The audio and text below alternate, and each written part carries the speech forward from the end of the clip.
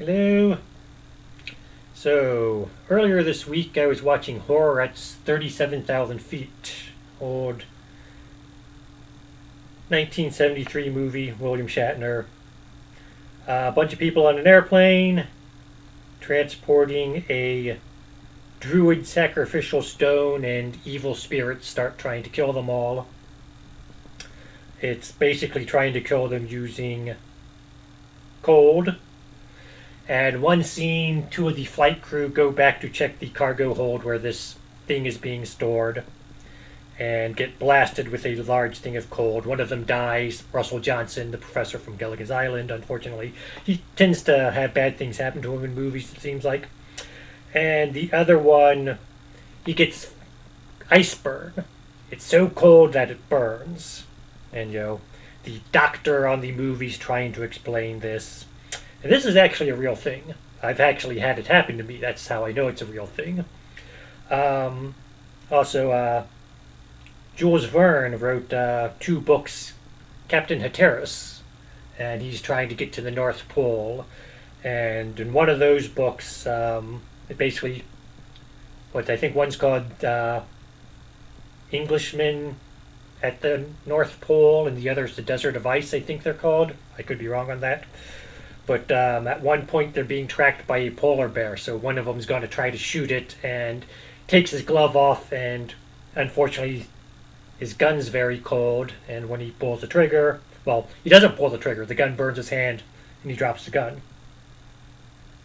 That's pretty much what happened to me when it happened to me.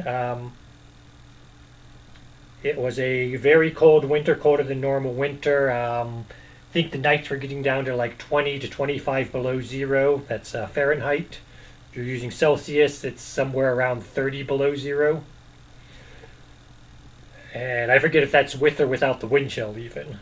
I think it was without the wind chill, but I could be wrong on that. And I went to take the garbage out and wasn't wearing gloves, so when I picked up the garbage can lid, which was metal, it burned my hand. Fortunately, I dropped the lid very quickly, so I didn't get burned too badly. But so it is a real thing. I know for a fact that it can happen to you. So what's happening there? Coincidentally, a few films ago, I did one on cryonics. So cryonics, they inject you with glycerol, basically, because if they try to freeze you, then the water in your cells turns to ice and bursts. And that's pretty much is what's happening with ice burn, is you touch something real cold, the water in your cells turns to ice, the crystals can tear you up, the ice expands, it just does a lot of damage. They call it ice burn. It feels like you're being burned. It's like, putting your hand in the fire almost. That's what it feels like. And in some cases, it will actually look like that even. Now, there are other effects. Some people, like I said, they'll get like red and blisters and stuff like a burn. Other people, it'll turn yellowish or whitish. All the effects of frostbite, basically.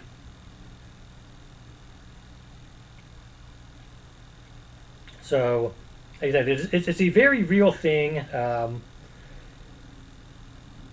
All of these symptoms of being burned you can get with it, as well as others. So, like I said, you can get blisters, you can get a red spot. In my case, for a few weeks afterwards, if I got my hand near a heat source, it would start to hurt, and that's sort of like, a bad sunburn. I've never been burned with fire, but have had bad sunburns. Actually, I did once try to pick up an electrical circuit that was overheated and burned my finger. But same thing with a burn. If you get close to fire, if you're burnt by heat and you get close to a heat source, it can start to hurt. And the same with if you're burnt by ice. As with fire, the severity of your burn is going to be how long do you touch this cold surface. Like I said, I was lucky. I dropped the garbage can lid almost instantly, and so I had a very minor, didn't even have blisters. Skin was a little discolored, But for the most part, physically speaking, it looked, you know, normal, within minutes after I touched the garbage can lid. Um, Again, that's visually at least. Physically, again, it hurt for a few minutes. Then, like I said, for the next few weeks, I'd get my hand close to a heat source and it would hurt a little bit. Some people, again, if you're overexposed, then you can have permanent damage done. You can have basically all the damage of frostbite, except extended over a longer period of time. Um, you can get gangrene. You can get gangrene from fire burn too if it's not treated properly. And that's I think that's one of the things with ice burn is people don't recognize it for what it is, so they're less likely to treat it properly if they do get it. Um, Very short video. Like I said, I just saw this movie and it reminded me of something that happened to me and something I'd read about in other books and stuff.